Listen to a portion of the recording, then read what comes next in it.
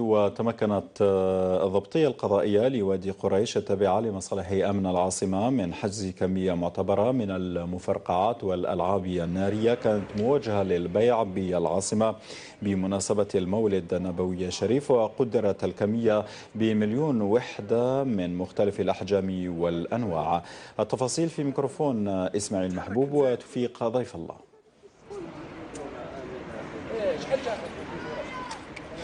في إطار عملية محاربة البيع غير الشرعي للمفرقعات والألعاب النارية، قامت مصالح أمن ولاية الجزائر خلال 24 ساعة الأخيرة بحجز كمية من المفرقعات تقدر بمليون وحدة.